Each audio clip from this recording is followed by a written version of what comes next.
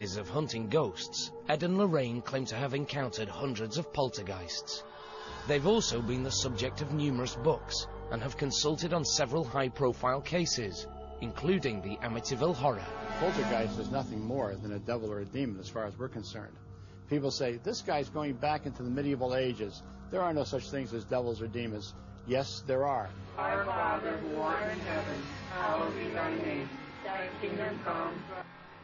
The Warrens feel that some of the most compelling evidence ever recorded has been videotaped by them in this Connecticut home. For months, the family, whose faces are obscured to protect their identity, have been tormented by what they fear is a poltergeist. Ed attempts to communicate with the troubled spirit. 1 knock for yes, 2 for no. Are you a man? Are you a boy?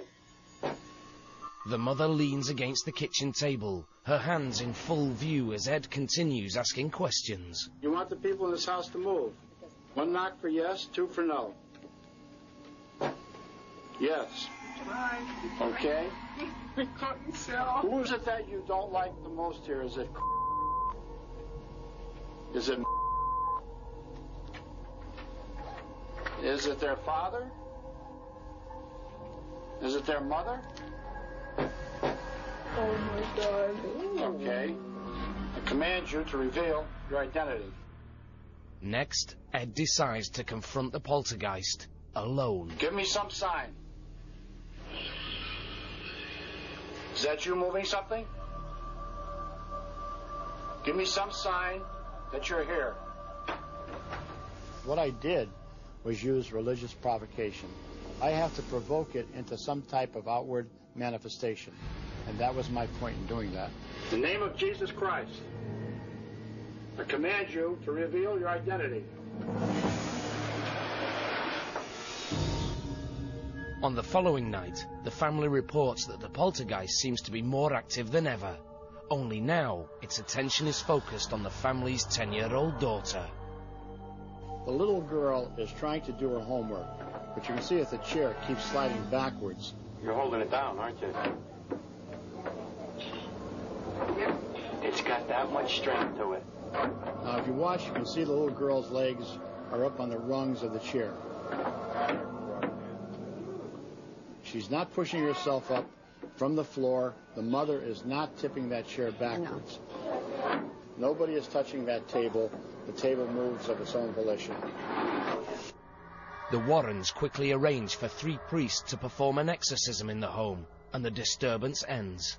But for how long? Could the angry poltergeist ever return? We have found that it can be quieted down, but then it'll escalate again. We still keep our fingers crossed because it could, and we hope and pray it don't. 3 a.m. I awoke from a dream, and I looked above my head, and I saw the torso of my brother floating above my head. And this presence comes in the room, and I literally get paralyzed. My body gets paralyzed, and it's as if somebody's holding me down, and I can't move, and I can't speak. He had this like beautiful white aura all around him, and I remember him just looking at me and telepathically telling me not to be afraid, that he wasn't going to hurt me. So I couldn't scream, I couldn't move, I couldn't do anything. So I closed my eyes, I opened them again, and she's still standing there, and she's just staring at me like this. When the Australian rock group Wildland set out to shoot this music video, they never expected to make contact with the other side. The crew spends an entire day shooting in the deserted mining town of Glen Davis. The weather is stormy, and the mood in this remote location is unsettling. It was absolutely freezing cold. The whole place felt very eerie. It actually felt like a ghost town. Later, when this film is processed, it exposes a startling image. There appears to be a mysterious figure of a man standing in the background amid the concrete ruins. There was no face on the figure, and the face was slightly disjointed from the body. Everyone who was there that day insists the figure isn't human. When I shot it, there was no one there. I had people beside me looking the same way that I was looking. No one was there. Totally unexplained. I mean, besides the crew, there was nobody, you know, for kilometres around the place. There was just nobody anywhere. Some believe that this ghostly apparition is the spirit of a miner lost years ago in a terrible disaster. There were numerous accidents in the mine where men were killed. There were men that had their heads severed there. There were a number of men who drowned. One particular body was found not far from the site of where the ghost appeared. But there is one more possible explanation.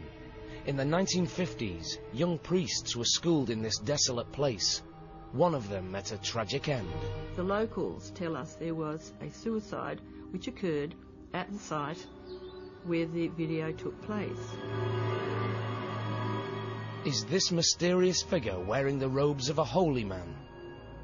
No one will ever know for sure, but the people who were there that day think they know the answer. No doubt in my mind whatsoever that that was a ghost.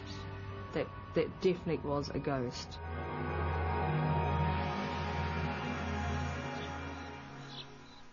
Back in the United States, another apparition is believed to have been caught on tape. For months, the family inside this Pennsylvania home claimed to hear strange footsteps in the middle of the night. In an attempt to determine the origin of these ghostly noises, the family sets up a video camera in the hallway. This is what it captures.